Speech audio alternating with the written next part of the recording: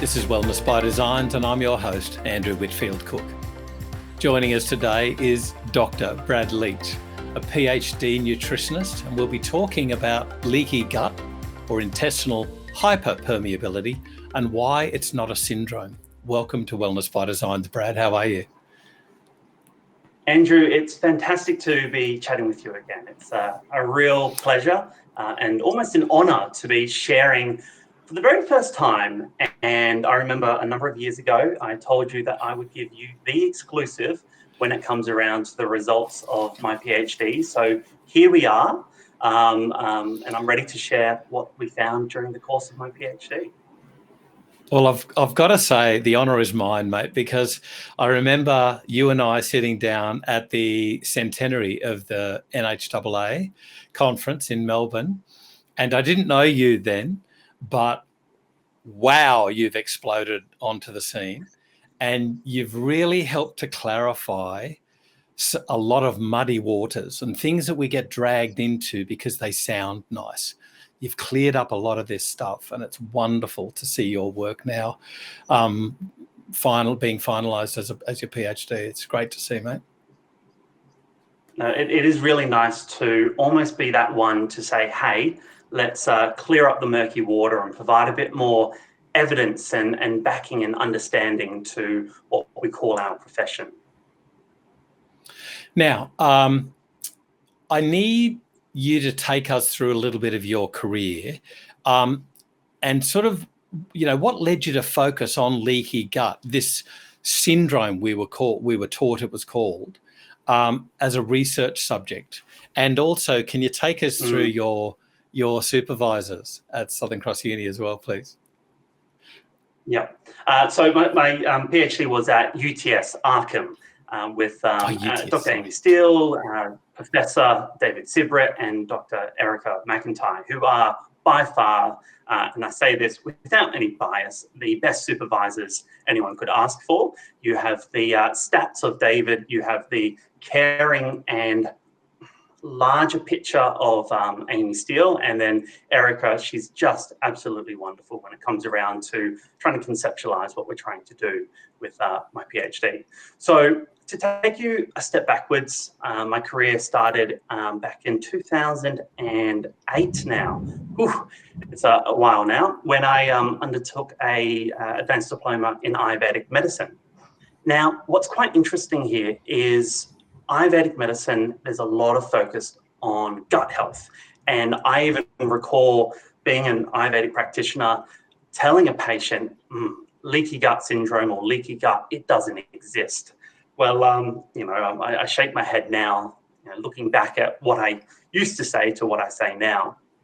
Fast forward a few years and completed my my bachelor's, and then it was my honours where this interest in intestinal permeability really started. You see, I became quite fascinated with autoimmune conditions, and I wanted to do my honours, and so I contacted Dr. Jeanette Sloss, and I was like, I want to save the world. I want to find the cure for all autoimmune conditions. And she sits me down. She goes, Brad, first of all, we need Amy Steele. So we bring Amy Steele into the room, and they say, we love your ambition, but you need to take a step back. You can't find the cure for all autoimmune diseases in an honours or even a PhD or a lifetime. You need to pick one small, tiny element of that topic and focus on that. Now, at that time, I was fascinated by a researcher, the pioneer of intestinal permeability, Professor Fasano. I had the honours of meeting him a number of years ago. And I've even got a mug with a photo of him and I on it that says Dr. Brad Leech, that I got made probably about 4 years ago. Almost that encouragement to say, you know what, you can do this. Anyway, we digress. In the meeting, we looked at, okay, well, what's a driving factor for autoimmune conditions? And we fell onto intestinal permeability. And so that's really where the focus of this permeability started. Now, at the end of the day, my number one goal in all of my research is to improve how clinicians treat and manage disease in their patients. So with that goal in mind, I undertook a number of different research topics to support clinicians in their treatment and assessment for intestinal permeability. So really, in a very short way, that's how it kind of came about, this concept of what's now referred to as the IP guideline, and my joy and fascination by intestinal permeability. Well, I can see your joy always, but I have to first ask before we move on, have you met Alessio yet? Alessio Fasano? Yes, I met him in 2018 over in America, right. And we were wearing almost matching, he was wearing a tie and I was wearing a bow tie, and they were knitted, yes. Crocheted, and it is a photo I will treasure for the rest of my life. I love your idiosyncrasies. You wear a bow tie, but you're extremely artistic. I won't get off topic, but I love your personality, Brad. It's got so many compartments to delve into. So let's move on with the IP guideline, which you've mentioned. So from conceptualizing first intestinal hyperpermeability, can we talk first about this syndrome bit? Where did it come from? What's the history of that wording, that phrase? And like, why did it take hold? Because I can still remember back in like the late 90s hearing about it and never fully understanding or sort of understanding the relevance of it, if you like, the practicality of it, because it was something that was there, but how do you treat it? Like, you know, if you've got sinus, if you've got tiredness, if you've got this, that, and the other, you've got so many causes and they're saying it's this. It's like, come on, like, where do we sit here? I always had problems with that concept that it was. And that's a great question. You see, the concept of leaky gut syndrome, we have debunked that. And I will say to my critics, I'll say to the people who've tagged me on many social media posts to say, intestinal permeability doesn't exist. Here's this article from Stanford University. The number of times I've been tagged in this article where they basically say leaky gut syndrome doesn't exist. Now, I support that. There is no such thing as leaky gut syndrome, because the concept of syndrome means that there's a group of common signs and symptoms that someone can be classified as having, like IBS. But with intestinal permeability, there's no group of symptoms that everybody presents with. So we can't classify it as a syndrome. Now, in this Harvard article, or was it from Stanford? Either or, they go on to say, yes, intestinal permeability does exist. I 100% support that, whereby this reaction within the gut, not a condition, not a disease, but this reaction in the gut called increased intestinal permeability, it's been linked with multiple different conditions, gastrointestinal conditions, metabolic conditions, autoimmune conditions.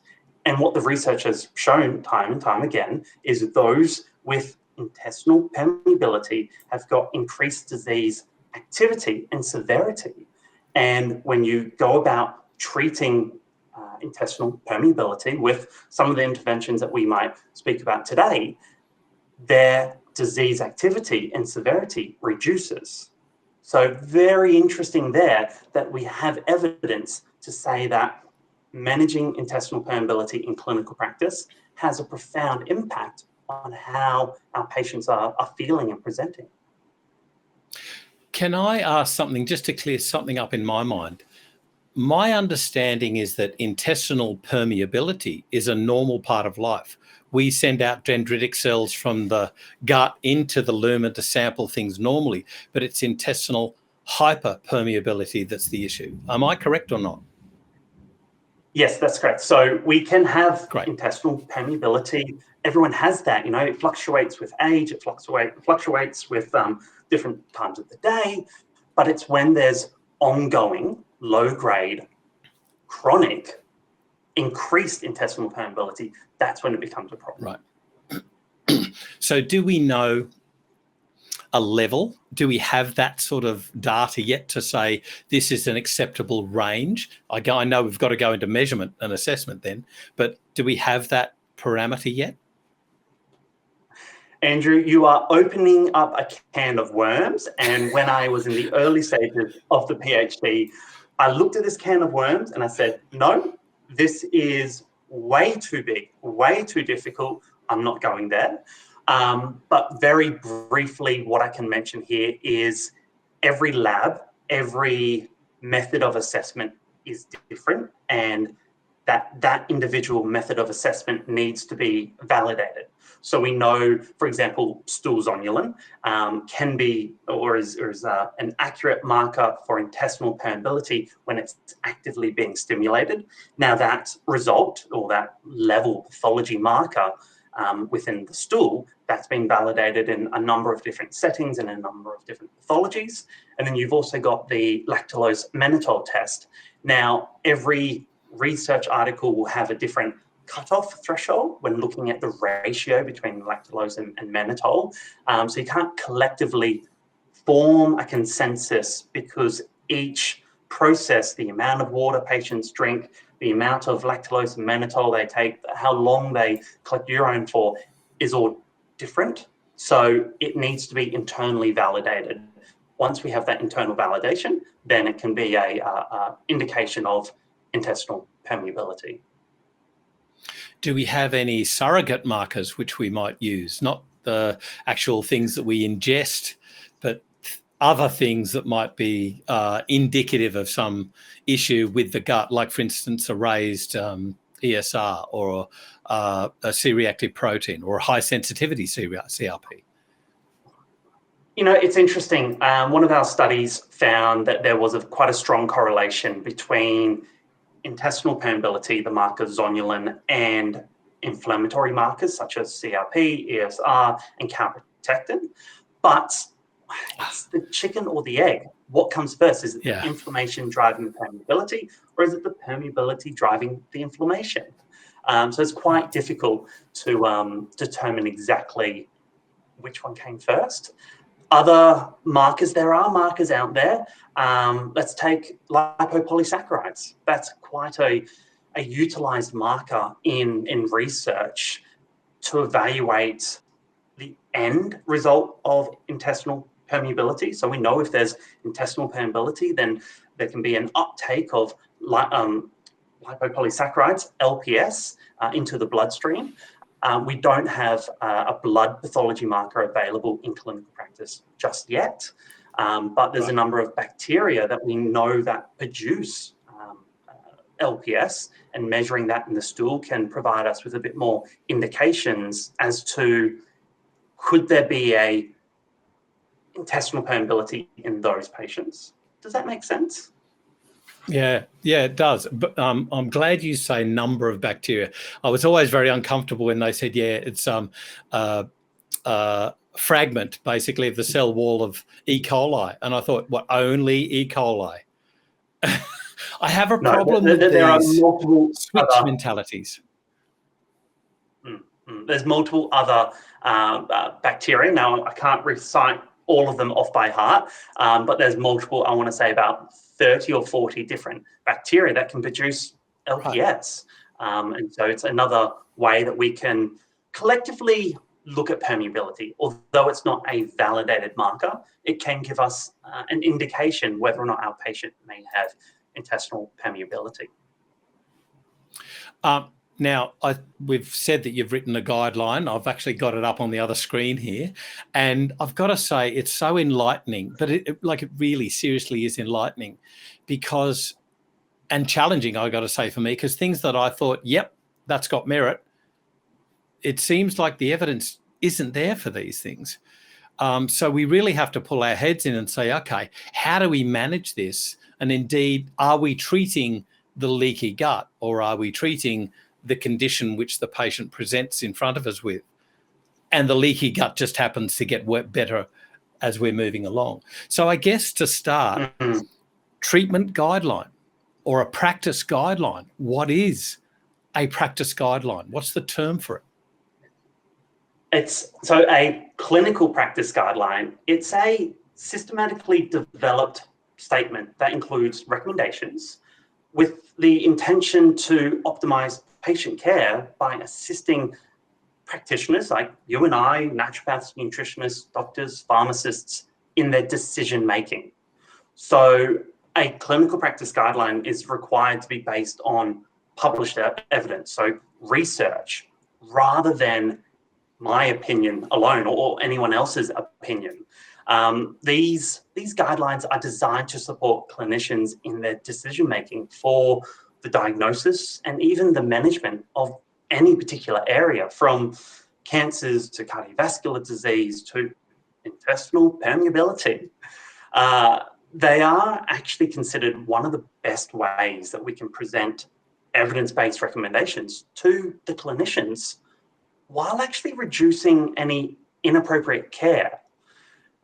Something to note here is the recommendations are not intended to supersede clinical judgment. Clinicians are always advised to consider the patient who's in front of them first and foremost before actually following the recommendations in any guidelines. Recommendations in the guidelines are there to support and guide clinicians, not to do the job of a clinician. Something to note here is you can have clinical practice guidelines which are published and published in peer-reviewed articles and disseminated to healthcare practitioners. But sometimes, very small percentage of the time these days, some of the older guidelines, they actually lack structure.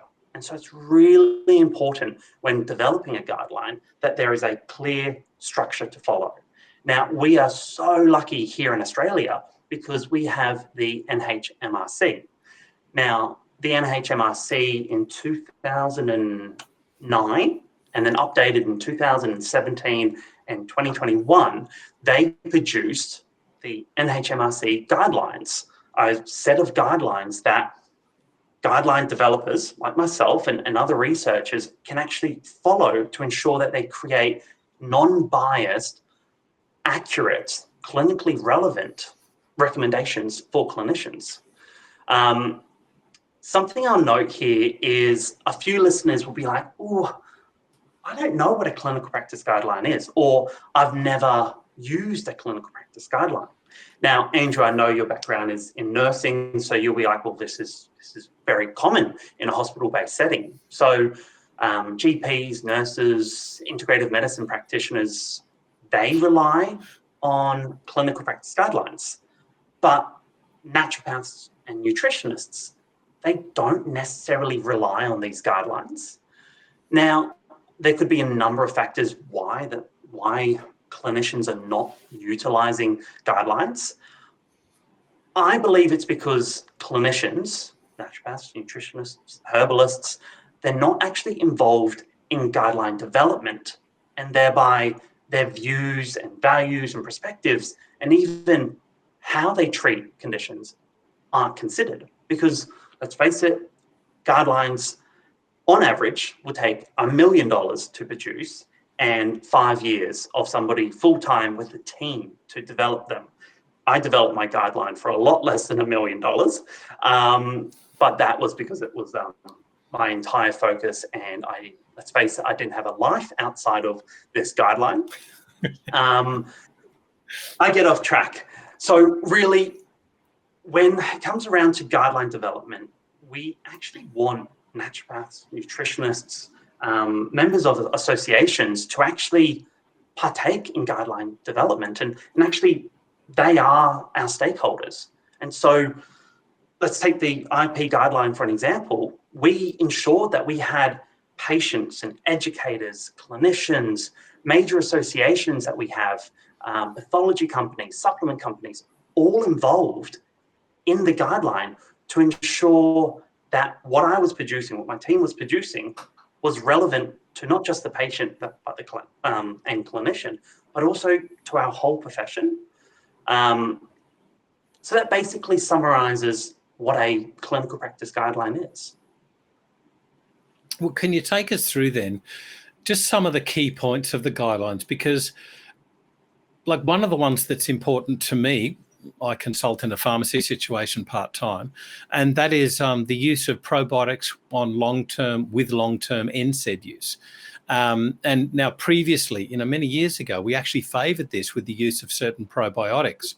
But looking at the evidence here, it seems like it's very shaky ground to use a probiotic alone. Can you take us through the importance of cherry picking certain things and how, as naturopaths, it actually falls into naturopathic practice in a much easier way? Yeah. So to answer that question, I think we actually need to take a step back and actually understand how I developed the intestinal permeability guideline, because I know a lot of clinicians out there will be like, oh, Brad, don't go talking about the methods on how you develop this guideline. Just tell me what are the recommendations and how should I follow them. But it's so important to actually understand how recommendations are developed, because I've told multiple patients, hey, this is the recommendation, just like the recommendation that you've said about probiotics and NSAIDs. And their response is, well, hold on, what about this intervention? Or why did you write it like that? So to use recommendations in any guideline, and especially let's take the IP guideline, it's actually important to consider, well, what went into actually developing the intestinal permeability guideline. So do you mind if I just mention very briefly those steps that I undertook to ensure that our listeners can understand? Yep. And fantastic, because I know that you've already opened up the guideline, you've looked at it. I've got the guideline. For those watching, I have the guideline in my hand. For those listening, just imagine I'm holding the Bible for intestinal permeability. So it's very precious. All right, so quite broadly speaking, there were 5 major phases that we actually undertook to develop the IP guideline. We assessed the patients, so we did a consumer survey. We looked at the literature quite extensively. We drafted the recommendations, so in total there were 38 recommendations. We also got feedback from stakeholders, and then after that we were left with these final recommendations that you as the clinicians can actually read up on and get a better understanding of how to treat intestinal permeability. So quite briefly, the consumer survey, we wanted to ensure that the recommendations that we were developing were going to be appropriate for the patient, rather than just focusing on the evidence. There's no point developing a recommendation that clinicians or patients don't want to follow. So we know this with pharmaceuticals. We asked 589 patients, what are the types of interventions you want to use to treat intestinal permeability? Now, only 11% said pharmaceuticals, where 90% said, I want natural supplements, probiotics, prebiotics, vitamins, minerals, and that was even the same for healthcare practitioners. So with that in mind, we undertook, let's say, the most comprehensive review of the literature that has ever taken place when it comes around to possible treatments for intestinal permeability. Now, when I say comprehensive, I'm talking over 10,000 articles I independently read and looked at. That was a very sad time in my life. It was a very, very focused time in my life. I was doing 60, 70 hours a week in a little box at UTS, just reading articles. Anyway, with these articles, there's a lot of studies that we actually excluded for very good reason. We know that intestinal permeability evolves over a lifetime, and that the results of the IP guideline, we want them to be focused on adults. So we actually excluded children-based studies. The other one to consider is we excluded studies that looked at critically ill patients. Believe it or not, I want to say about 30%, maybe even 40% of the recommendations or the treatments that have been investigated for intestinal permeability have been on critically ill patients. Sepsis? When I say sepsis, exactly. When I say critically ill, I'm talking end of life, burn injuries, kidney disease. What we know is that is a very different type of intestinal permeability than what you and I will see in clinical practice. So we need to exclude it. Does that make sense? Absolutely. So, okay. After we looked at all the research, we developed these recommendations. So we wanted to ensure that the developed recommendations were applicable to healthcare practitioners and also our patients. So based on all of the previous research we looked at, we funneled down all the articles and said, let's focus on the main areas that clinicians are going to use. They were the pre and probiotics, amino acids, minerals, herbal medicine, omega-3, vitamins, and colostrum, because they're the main supplemental, and I'll also add dietary recommendations, of course, that us as clinicians will actually use to treat intestinal permeability. So we gathered all these articles, we pulled out all of the relevant information. Now, this is the point of difference. We undertook something called a risk of bias assessment. Now, before your eyes glaze over, Andrew, sit back, relax. I want to tell you the importance of a risk of bias assessment. That's huge. Basically, it's a huge process where you look at every tiny little detail of the article. You read the article 3, 4, 5 times to ensure that you understand what the article was about. You contact the researcher for any additional information that may be missing. Now, let me give you an example here. Sometimes, not all the time, but sometimes you have studies that call themselves a RCT, a randomized controlled trial. Now, when you go through the methods, you go, hold on, this is a clinical trial. This is not a randomized trial. There was no randomization behind it. Because there was no randomization, there's an increased risk of bias that the results may not actually be what they are. Another classic example that could actually impact risk of bias when it comes around to these studies is, now the researchers who are listening will totally understand, the clinicians may go, oh, I've heard of this before, is the methods of analysis. So we've got a number of methods of analysis, intention to treat, per protocol. What we know is when an article will do a per protocol, then the results are going to be more favorable. But when the researchers analyze the data intention to treat, that is including everyone that dropped out or who had side effects or who didn't take the intervention, in their analysis, the results are less statistically significant. So that's another element at play.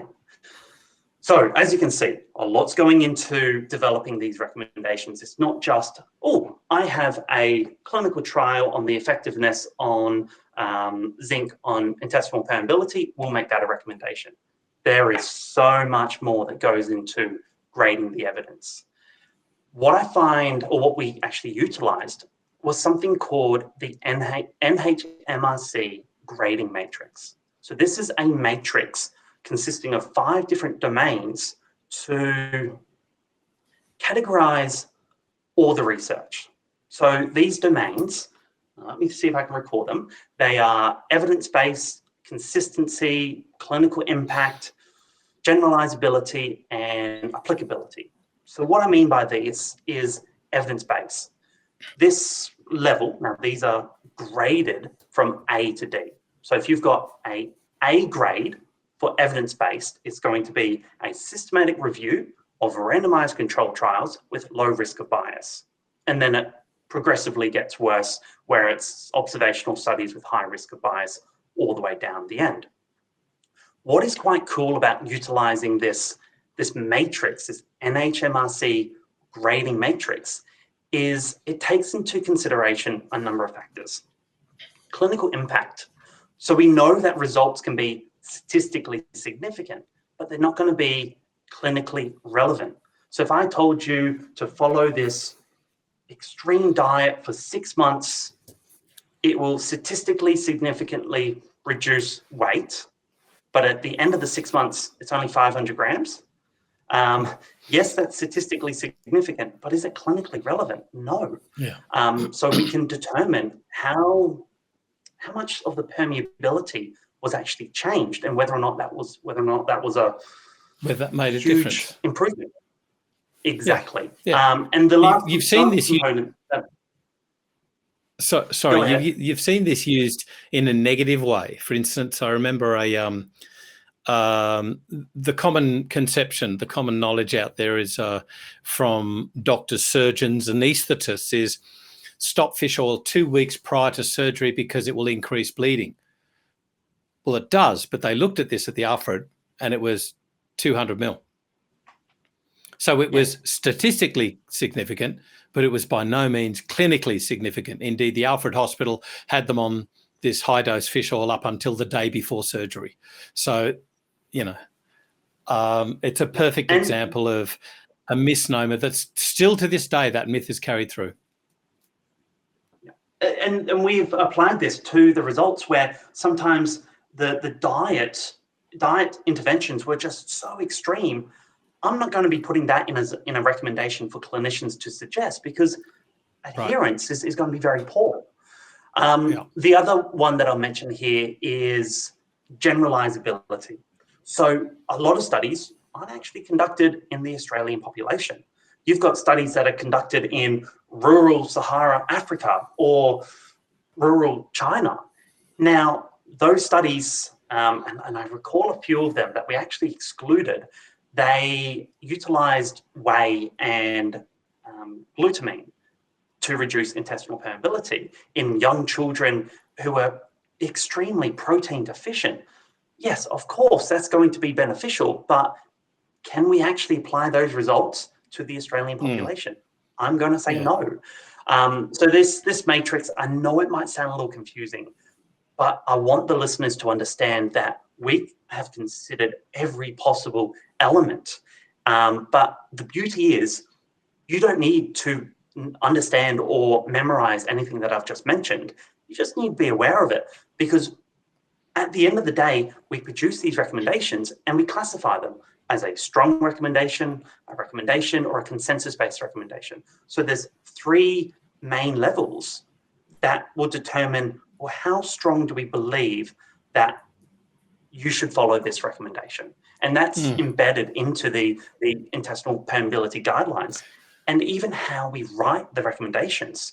So when we dive into some of the recommendations, you'll see that I use terms such as offer or advise when it's a strong recommendation. So when there's systematic reviews backing up the evidence.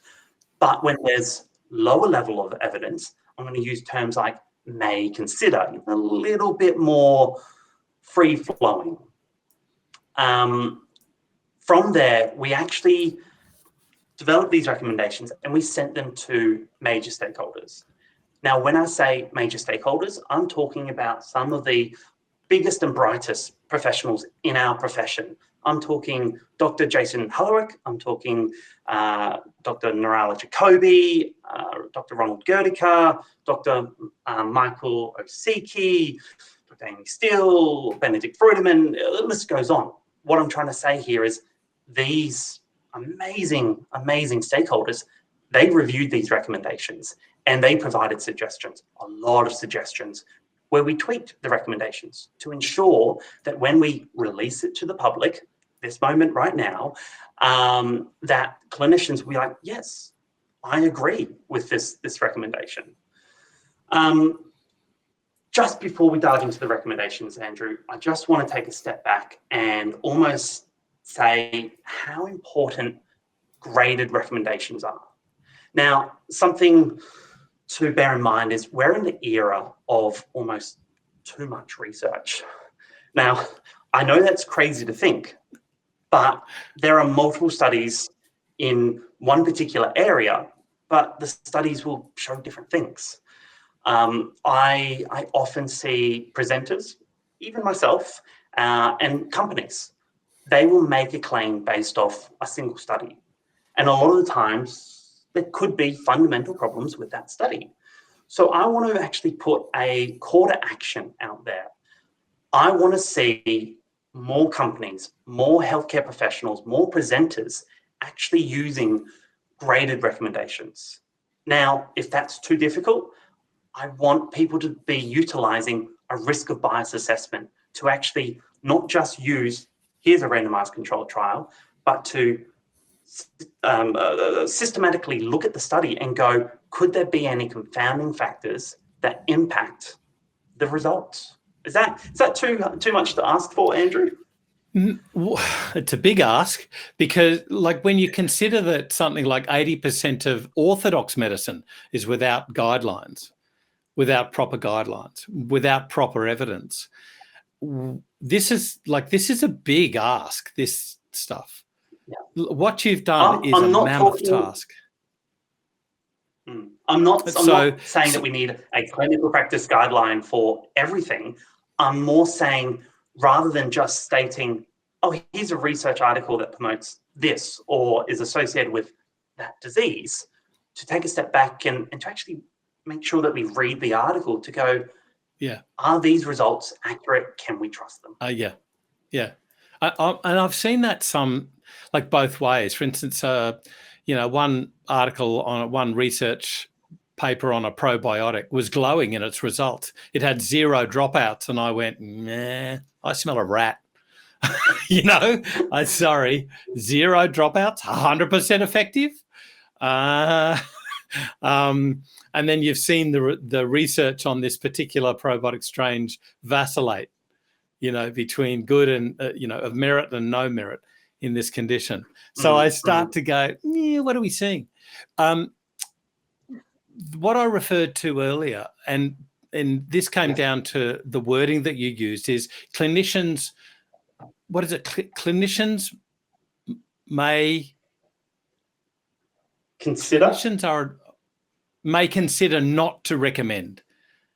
So it was really interesting with regards to a probiotic in NSAID use and a prebiotic in NSAID use, but wasn't there, did I read this properly, that when you combine them as a synbiotic, then you may consider its use? And this sort of falls into the more naturopathic treatment paradigm of not one magic bullet, but a whole treatment management plan.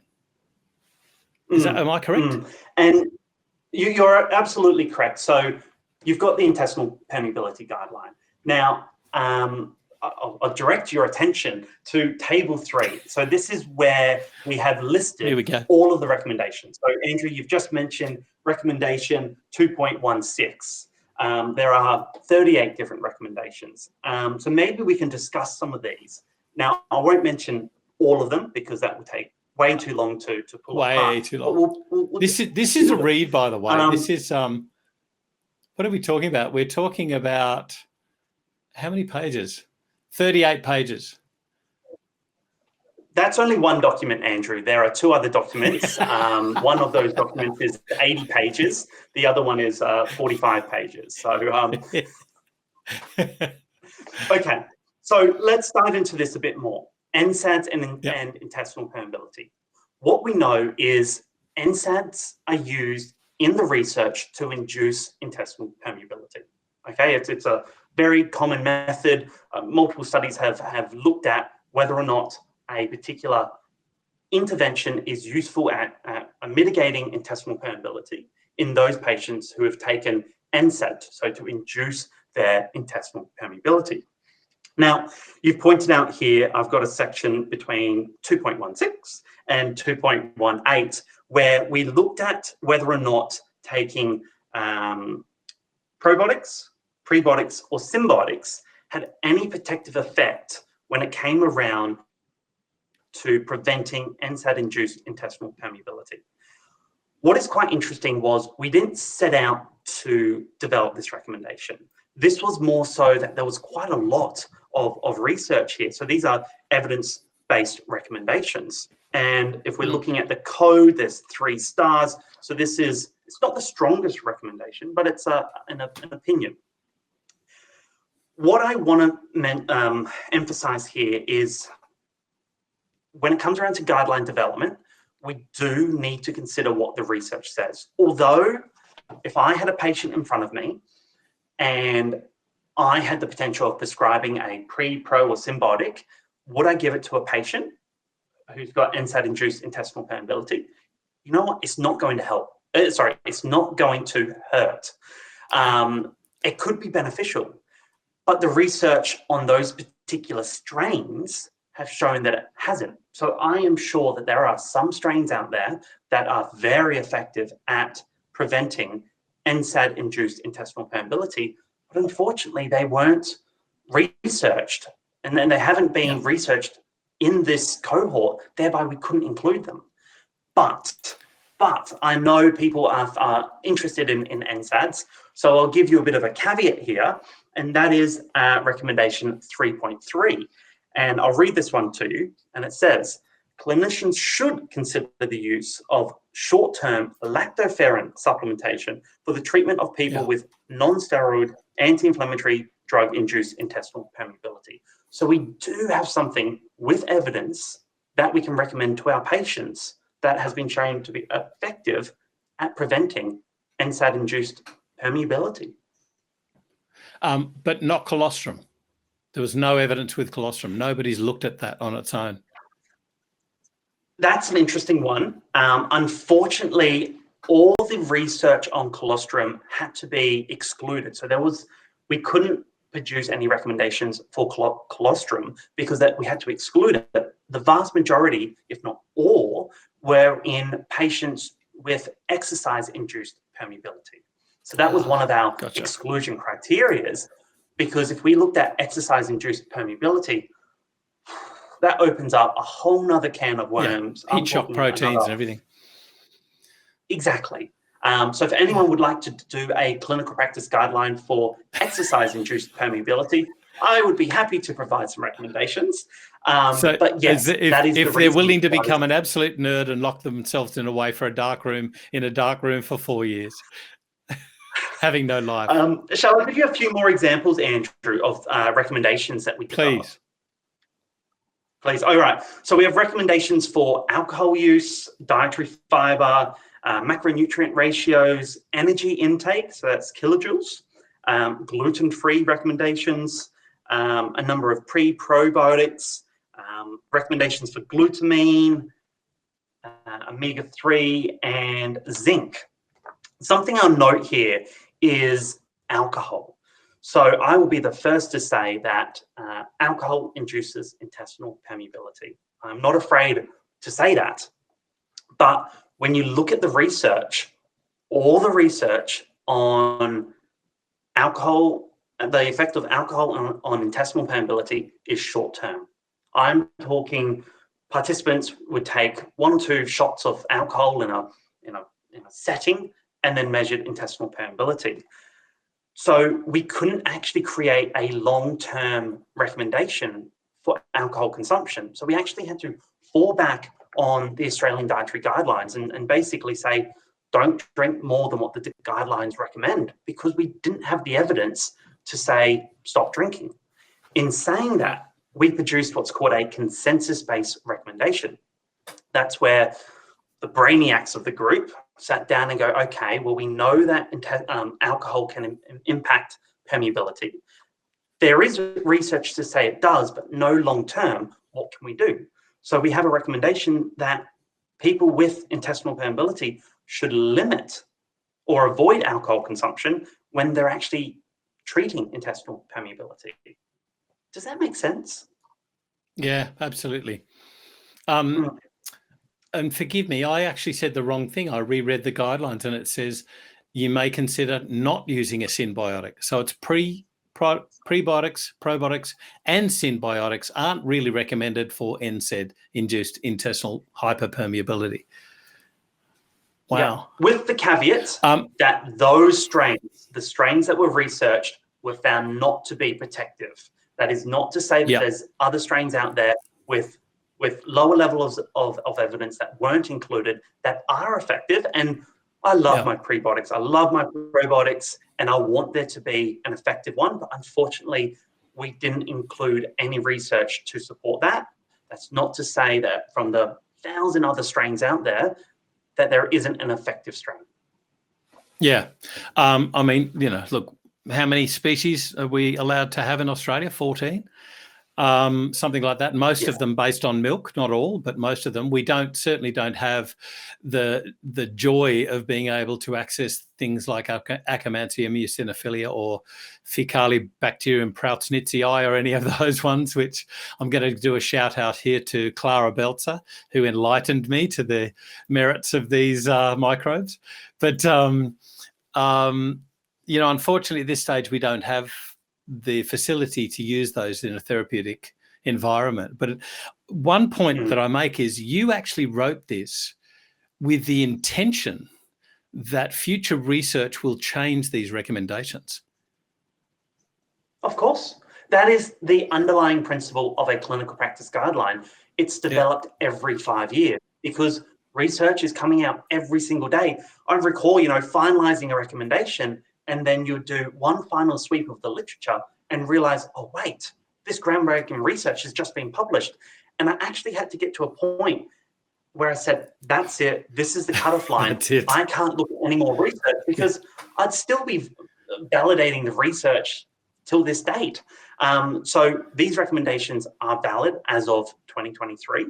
I would like to say that the overall trend of these recommendations will stay very accurate for a number of years to come.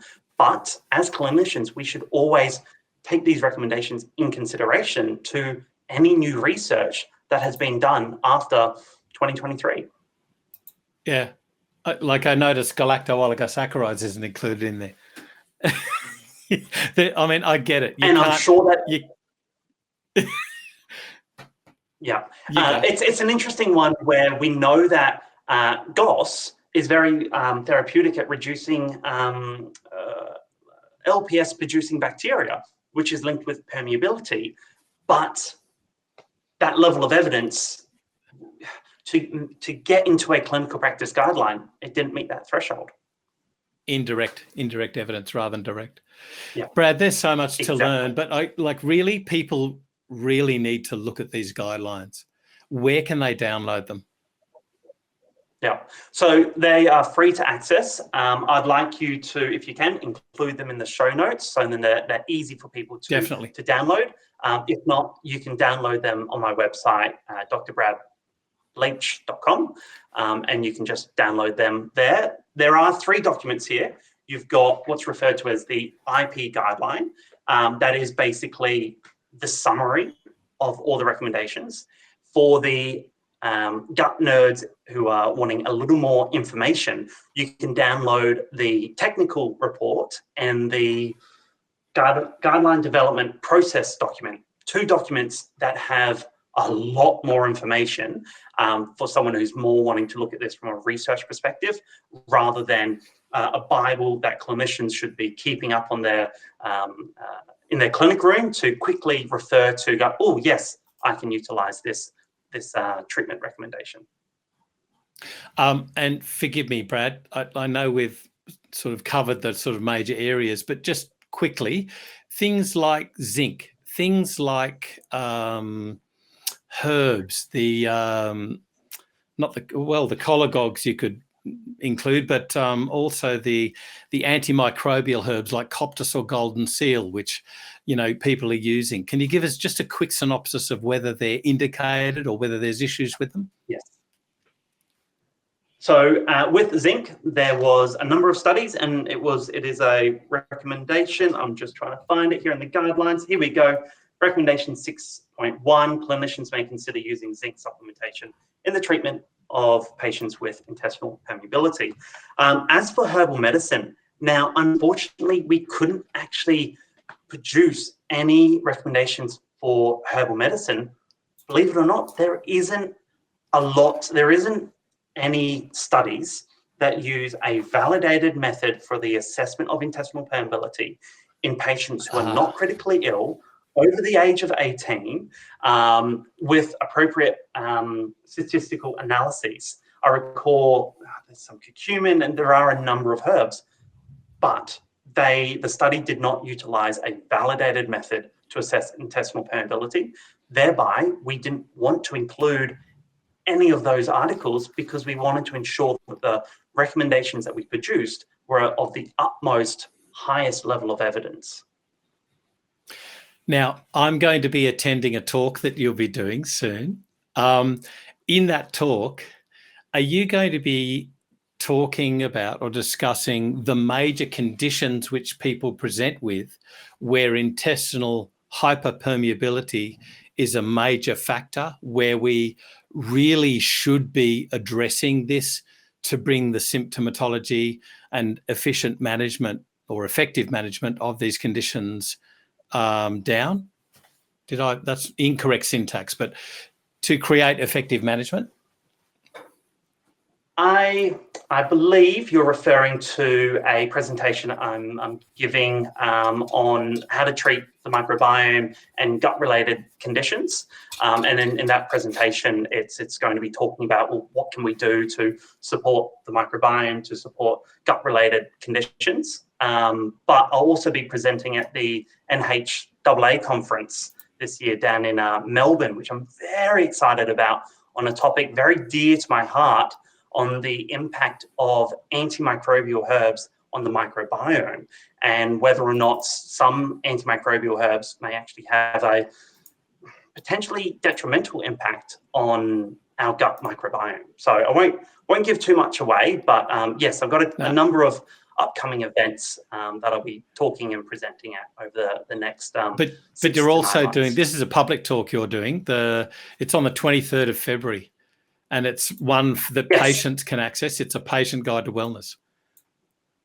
That's correct. It's focused on what patients can do to improve their gut health. Yeah. Wonderful stuff. Brad, you and I, seriously, I could learn so much off you just talking for a couple of hours and chatting, preferably over a Pinot Noir. But that sounds lovely, Andrew. But it might transiently affect our intestinal hyperpermeability. But there's so much to learn here and so much to put into little boxes. But I love the way that you've done it with scientific rigor, but from the point of care, from the point of actually caring for patients to make a positive impact in their lives, rather than just selling them supplements going, the company said it worked. I love this rigor. It's fantastic. And it sees not just you, but it sees natural medicine practitioners in a higher light. You're improving the professionalism of our professions. It's standing. You're improving the standing of our professions. So it's wonderful work that you've done. There's so much so much more for us to learn here, and so much more work that you have to do to make this a 90-page document.